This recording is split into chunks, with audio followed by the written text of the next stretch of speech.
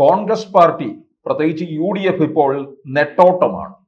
നിലമ്പൂർ ഉപതെരഞ്ഞെടുപ്പിന് ശേഷം വലിയ ആത്മവിശ്വാസം ഏകി ഒരു വൻ കുതിപ്പിന് തയ്യാറെടുത്ത് നിൽക്കുമ്പോഴാണ് തലയിലേക്ക് ഇടുത്തി വീണത്.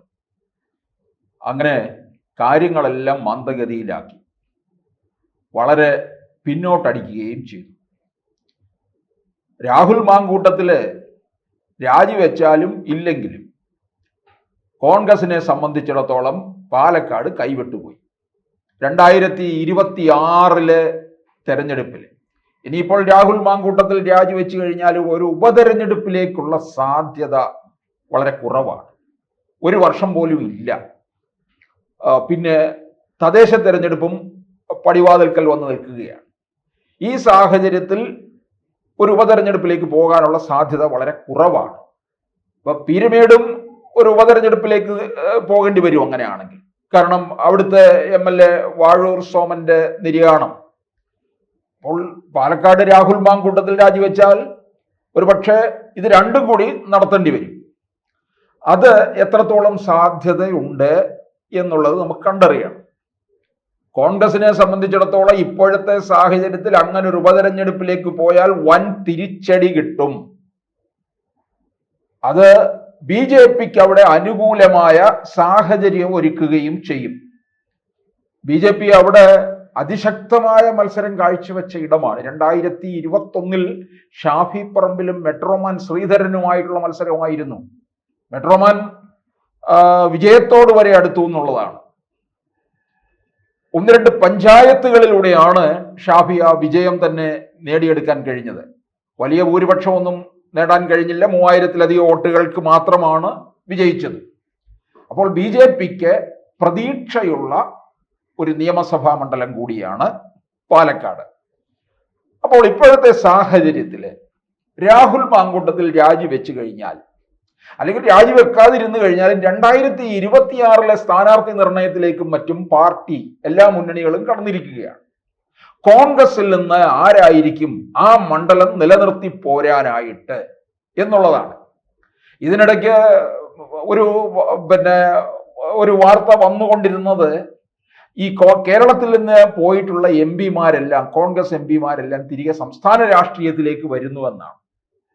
അങ്ങനെയാണ് പലരും കരുതിയത് വടകരയിൽ നിന്ന് മത്സരിച്ച് വിജയിച്ച ഷാഫി പറമ്പില് തിരികെ പാലക്കാട് വന്ന് മത്സരിക്കുമെന്നാണ്. ഇപ്പോഴത്തെ സാഹചര്യത്തിൽ ഷാഫി പറമ്പിലിനും വടകരയിലേക്ക് പ്രവേശമില്ല. കാരണം രാഹുൽ മാങ്കൂട്ടത്തിലിന്റെ ഒരു അവതാരം തന്നെയാണ് ഷാഫി പറമ്പില്.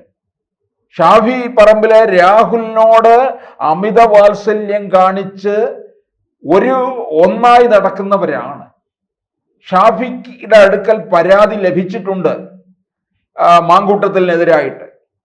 അത് ഒതുക്കി തീർക്കാനാണ് ഈ ഷാഫി ശ്രമിച്ചിട്ടുള്ളത്. KPCC അധ്യക്ഷനും പരാതി പോയതാണ്. അതൊക്കെ ഒതുക്കി തീർക്കാനാണ്, അത് താഴ്ത്തി വെക്കുകയാണ് ചെയ്തിട്ടുള്ളത്. അതുകൊണ്ട് തന്നെയാണ് അവർക്ക് ഈ കുഴപ്പങ്ങളെല്ലാം സംഭവിച്ചിട്ടുള്ളത്. അപ്പൊ ഈ അങ്ങനെയുള്ള ഒരു സാഹചര്യത്തിൽ ഈ ഷാഫി പറമ്പിലിന് രാഹുലിനെ നിർത്തിയിരിക്കുന്നത് ഷാഫി പറമ്പിലാണെന്ന് പാലക്കാട്ടെ ജനതയ്ക്ക് നന്നായി അറിയാം. അതുകൊണ്ട് രാഹുൽ മാങ്കൂട്ടത്തിനോട് എത്രത്തോളം വെറുപ്പും അവജ്ഞയും കാണിക്കുന്നുവോ അത്രയും വെറുപ്പും അവജ്ഞയും ഷാഫി പറമ്പിലിനോടുമുണ്ട്. ഇപ്പോൾ ഷാഫി പറമ്പിലെ ആ മണ്ഡലത്തിൽ കൊണ്ടുവന്ന് നിർത്തിക്കഴിഞ്ഞാൽ പാലക്കാടും കൂടി ഇല്ലാതാക്കി തരും. അതുകൊണ്ട് പാർട്ടി ആലോചിക്കുന്നത്, പല MP-മാരും തിരികെ വരുമെന്നാണല്ലോ പറയുന്നത്. ഈ 2019 അവിടെ നിന്ന് വിജയിച്ച് പാർലമെന്റിലേക്ക് ആദ്യമായി എത്തിയ VK ശ്രീകണ്ഠനെ പാലക്കാട്ട് നിർത്തി മത്സരിപ്പിക്കാൻ പാർട്ടിക്ക് ആലോചനയുണ്ട്. 2019 അന്ന് ഇപ്പോഴത്തെ മന്ത്രിയായ MP രാജേഷിനെ പരാജയപ്പെടുത്തിയാണ് വിജയിച്ചത്. 2024 വന്നിട്ട് വിജയരാഘവനെ പരാജയപ്പെടുത്തിക്കൊണ്ടാണ് VK ശ്രീകണ്ഠൻ പാർലമെന്റിലേക്ക് രണ്ടാമതും പോകുന്നത്. അങ്ങനെ VK ശ്രീകണ്ഠന് ചില പ്രത്യേകതകളുണ്ട്. കോൺഗ്രസ്സുകാർ ഒരിക്കലും പ്രതീക്ഷിച്ചതല്ല ഇത്രയും വലിയ വിജയം ഉണ്ടാക്കിയെടുക്കുന്നത്. വലിയ വിജയമാണ് 2024 ഭൂരിപക്ഷം ഉയർത്തിക്കൊണ്ടുവന്നത്. 2024 VK ശ്രീകണ്ഠൻ പരാജയപ്പെടുമെന്നൊക്കെയായിരുന്നു രാഷ്ട്രീയ നിരീക്ഷകരുടെയൊക്കെ വിലയിരുത്തൽ. ആ വിലയിരുത്തലിനെ, ആ നിരീക്ഷണത്തെ തകിടം മറിക്കുകയാണ് വി കെ ശ്രീകണ്ഠൻ ചെയ്തത്. അങ്ങനെ വി കെ ശ്രീകണ്ഠനെ ഈ YSR പൊളിറ്റിക്കൽ സ്കൂളിന്റെ കാര്യങ്ങൾ ആ ഒരു രീതിയിൽ കാര്യങ്ങൾ പഠിച്ചു വരികയും പ്രാവർത്തികമാക്കുകയും ചെയ്തിട്ടുള്ളതാണ്. YSR അവിടെ സംസ്ഥാനത്ത് മുഴുവൻ പര്യടനം നടത്തുകയും താഴെത്തട്ടിൽ ഇറങ്ങിച്ചെല്ലുകയും ഒക്കെ ചെയ്തിട്ടുണ്ട്. അതിലൊക്കെ പങ്കാളിയായിട്ടുള്ള ആൾ കൂടിയാണ് വി കെ ശ്രീകണ്ഠന് ഈ അതേ ഒരു മാതൃക തന്നെ ഇങ്ങോട്ടേക്കും സ്വീകരിച്ചു. അദ്ദേഹം പാലക്കാട് DCC അധ്യക്ഷനായിരുന്ന സമയത്ത് താഴെ തട്ടിലേക്ക് ഇറങ്ങിച്ചെന്നു പദയാത്രകളൊക്കെ നടത്തി ജനങ്ങളുമായിട്ട് കൂടുതൽ സംവദിക്കുകയും ജനകീയ പ്രശ്നങ്ങളിൽ ഇടപെടൽ നടത്തുകയും അത് ഉയർത്തിക്കാട്ടുകയും പരിഹരിക്കാൻ ശ്രമിക്കുകയും ഒക്കെ ചെയ്തു. അപ്പൊ ദുർബലമായിരുന്ന ഒരു സംഘടനാ സംവിധാനത്തെ ശക്തിപ്പെടുത്തി കൊണ്ടുവരാനായിട്ട് വി കെ ശ്രീകണ്ഠന് സാധിച്ചു എന്നുള്ളതാണ്. അങ്ങനെ അതുകൊണ്ട് തന്നെയാണ് വി കെ ശ്രീകണ്ഠന് 2024 വിജയം ആവർത്തിച്ചത്.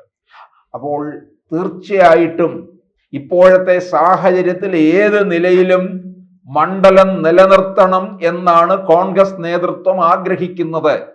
അപ്പോൾ ഇതിന് പറ്റിയ ഒരു സ്ഥാനാർത്ഥി എന്ന് പറയുന്നത് വി കെ ശ്രീകണ്ഠൻ തന്നെയാണ് എന്നാണ് പാർട്ടി കണക്ക് കൂട്ടുന്നത്. ഷാഫി പറമ്പലിനെ യാതൊരു തരത്തിലും അവിടെ അംഗീകരിക്കത്തില്ല ജനം. ഷാഫി പറമ്പൽ എന്ന വ്യക്തിക്ക് യാതൊരു പ്രശ്നവുമില്ല. പക്ഷേ ഈ ഇദ്ദേഹത്തിന്റെ മാങ്കൂട്ടത്തിലെ സുഹൃത്താണ്, മാങ്കൂട്ടത്തിലിനെ പൊക്കിക്കൊണ്ട് നടക്കുന്ന താൻ ആരാണെന്ന് അറിയണമെന്നുണ്ടെങ്കിൽ തൻ്റെ കൂട്ടുകാരൻ ആരാണെന്ന് അന്വേഷിക്കുക എന്ന് പറഞ്ഞതുപോലെ എന്നാണ് ബൈബിളിൽ പറയുന്നത്. അതുപോലെ ഷാഫി ഇത് തീർച്ചയായിട്ടും ഇത് അംഗീകാരം കിട്ടുന്നതല്ല പാലക്കാട്ട് നിന്ന്. അതുകൊണ്ട് തന്നെയാണ് വടകരയിലെ MP ആയിട്ട് നിൽക്കുന്ന ഷാഫി പറമ്പിൽ അവിടെ തന്നെ തുടരുക. വ്യക്തമായിട്ട് പോലും മാധ്യമങ്ങളുടെ അടുക്കൽ കാര്യങ്ങൾ പറയാതെ ഷാഫി പറമ്പിൽ ഒഴിഞ്ഞു മാറിക്കൊണ്ടിരിക്കുകയാണ്. ഷാഫി പറമ്പിലിന് എല്ലാ കാര്യങ്ങളും അറിയാമായിരുന്നു. പരാതി കിട്ടിയിട്ടും അത് മുക്കി വെച്ചിരിക്കുകയായിരുന്നു. ഒതുക്കി തീർക്കാൻ ശ്രമിച്ചു. അതൊക്കെ തന്നെയാണ് കുഴപ്പങ്ങളും സംഭവിച്ചത്. അപ്പോൾ പാർട്ടി നേതൃത്വത്തിന്റെ ഈ ആലോചന വി കെ ശ്രീകണ്ഠനെ പാലക്കാട് നിർത്തി മത്സരിപ്പിക്കാൻ പോകുന്നു എന്നുള്ള തീരുമാനത്തെ ഷാഫി പറമ്പിൽ എങ്ങനെ ഏത് രീതിയിൽ ഇക്കാര്യത്തിൽ പ്രതികരിക്കുമെന്നുള്ളതാണ് ഇനി അറിയേണ്ട കാര്യം. അപ്പോൾ ഇതിനകത്ത് ഈ ഒരു യുവ നേതൃത്വത്തെ മുഴുവൻ വളർത്തിക്കൊണ്ടുവന്നു. അത്തരത്തിലുള്ള നേതൃത്വം പാർട്ടിക്ക് അനിവാര്യമാണ്. ആ സാഹചര്യത്തിൽ വളർന്നു വന്നവരാണ് ഷാഫി പറമ്പിലായാലും മാങ്കൂട്ടത്തിലായാലും ഇവരൊക്കെ തന്നെ. അത് VD സതീശൻ എടുത്ത തീരുമാനം നല്ലത് തന്നെയാണ്. യുവനേതൃത്വം വരണം. പക്ഷേ യുവനേതൃത്വം ഇത്തരത്തിൽ വഴിപിഴച്ചു പോകുമ്പോൾ അത് പാർട്ടിക്കുണ്ടാക്കുന്ന ക്ഷീണമെന്ന് പറയുന്നത് താങ്ങാൻ കഴിയുന്നതല്ല. കാരണം 2 തവണയായിട്ട് അധികാരത്തിലില്ലാതെ മാറി നിൽക്കുന്നു. 3ാം വട്ടം അധികാരത്തിലെത്തും എന്ന് ഒരു ഉറച്ച വിശ്വാസം എല്ലായിടങ്ങളിലും ഉണ്ടായി. പാർട്ടി കേന്ദ്രങ്ങളിലും അണികളിലും ഒക്കെ ഉണ്ടായി. ഊർജസ്വലമായ പ്രവർത്തനവും നടന്നുകൊണ്ടിരിക്കുകയാണ്. ആ സകല ഉപതെരഞ്ഞെടുപ്പുകളിലും ഭൂരിപക്ഷം വർദ്ധിപ്പിച്ചു. പുതുപ്പള്ളിയിലായാലും തൃക്കാക്കരയിലായാലും പാലക്കാടും ചേലക്കരയിൽ വിജയിച്ചില്ലെങ്കിൽ പോലും LDFന്റെ ഭൂരിപക്ഷം കുറയ്ക്കാൻ സാധിച്ചു. ഇതൊക്കെ ഏറ്റവും ഒടുവിൽ വന്ന് നിലമ്പൂരിലെ വിജയം, ഇതൊക്കെ കോൺഗ്രസ് ക്യാമ്പുകളിൽ വലിയ ഒരു ഉണർവും ഒക്കെ ഉണ്ടാക്കിയതാണ്. അപ്പോൾ അതിനെ തകർക്കുന്ന തരത്തിലാണ് UDFന്റെ തന്നെ ഒരു കൂട്ടുകെട്ടിന്, അതിൻ്റെ ഭദ്രതയ്ക്ക് ഒരു ഇടിവ് തരുന്നതാണ് ഇപ്പോൾ സംഭവിച്ചിരിക്കുന്നത്. ആ സാഹചര്യത്തിൽ 2026 സ്ഥാനാർത്ഥി നിർണയം വളരെ കരുതലോടുകൂടിയായിരിക്കും പാർട്ടി നടത്തുക. അതുകൊണ്ട് പാലക്കാട് വി കെ ശ്രീകണ്ഠനായിരിക്കും മത്സരിക്കുക.